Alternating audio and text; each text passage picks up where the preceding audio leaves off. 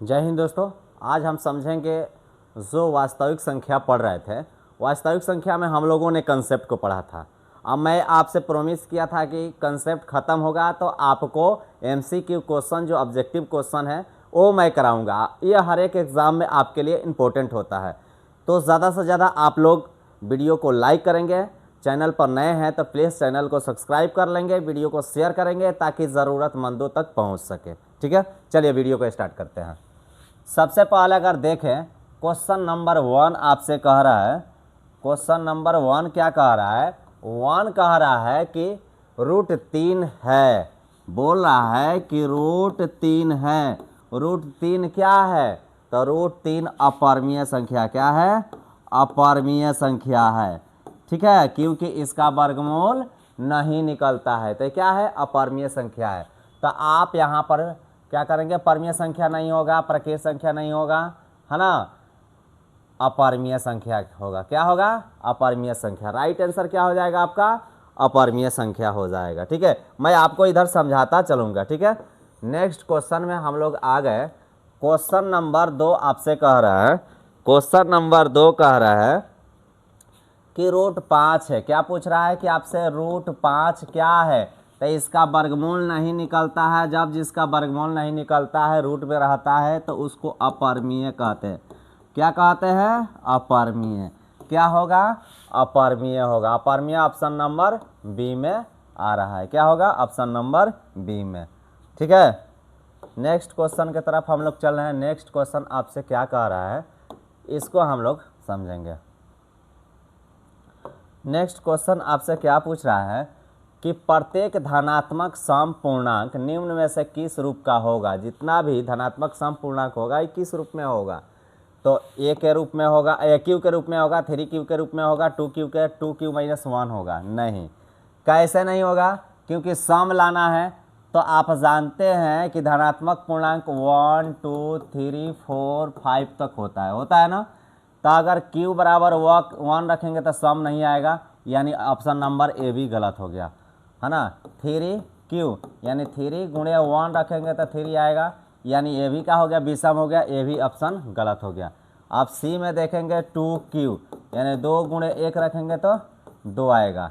अगर आगे चले 2Q ही रखें तो 2 गुणे 2 रखें तो 4 आया, यानी सम आएगा। ऑप्शन नंबर क्या होगा? यही सही आंसर होगा। सही आंसर क्या होगा आपका? ऑप्शन नंबर बी होगा। ठीक है, चलिए अब नेक्स्ट क्वेश्चन को हम लोग देखते हैं।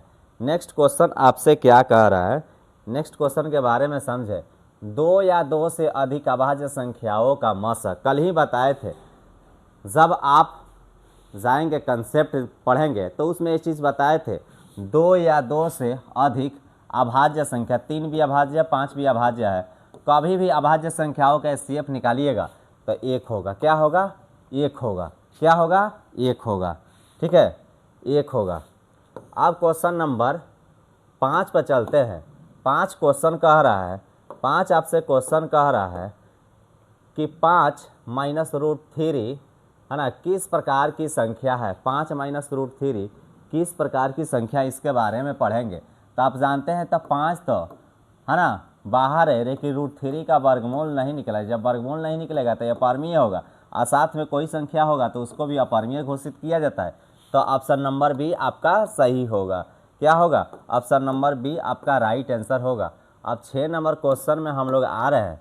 6 नंबर क्वेश्चन को समझेंगे कि क्या कह रहा है। 6 नंबर क्वेश्चन कह रहा है कि यूक्लिड विभाजन प्रमेयिका किन पूर्णांकों के लिए संभव है? यूक्लिड विभाजन प्रमेयिका जो होता है किस पूर्णांकों के लिए? यानी केवल धनात्मक पूर्णांकों के लिए, केवल ऋणात्मक पूर्णांकों के लिए, धनात्मक ऋणात्मक दोनों के लिए, सभी पूर्णांकों के लिए? नहीं, केवल धनात्मक पूर्णांकों के लिए होता है। ऑप्शन नंबर क्या होगा? ये आपका राइट आंसर होगा। ऑप्शन नंबर क्या होगा? ये आपका राइट आंसर होगा। अब आप यहाँ पर समझेंगे, बहुत अच्छा क्वेश्चन है, बार बार पूछता है आपसे, है ना। ये क्वेश्चन आपसे बार बार पूछता है कि पाई क्या है। आपसे पूछता है पाई क्या है, तो पाई एक अपरिमेय संख्या है। क्या है? पाई एक अपरिमेय संख्या है। तो अपरिमेय संख्या पर टिक लगाएंगे। अगर पाई का मान पूछ दे 3.14 क्या है, तो ये परिमेय है। 22/7 क्या है? परिमेय है। पाई का मान परिमेय होता है, लेकिन पाई अपरिमेय होता है। ठीक है, अब 8 नंबर क्वेश्चन पर चलेंगे। और देखिए कुल मिला के एक सेशन में हम लोग 10 क्वेश्चन करेंगे और आसानी से समझेंगे। ठीक है, 10-10 का सेशन लेकर चलेंगे। आप लोग अपने साथ सभी बच्चों को जोड़िए ताकि हम सब ज़्यादा से ज़्यादा आप सबों के लिए ऑब्जेक्टिव सेशन करा सकें। ठीक है, चलिए हम लोग यहाँ देखते हैं निम्नलिखित में से कौन अभाज्य संख्या है।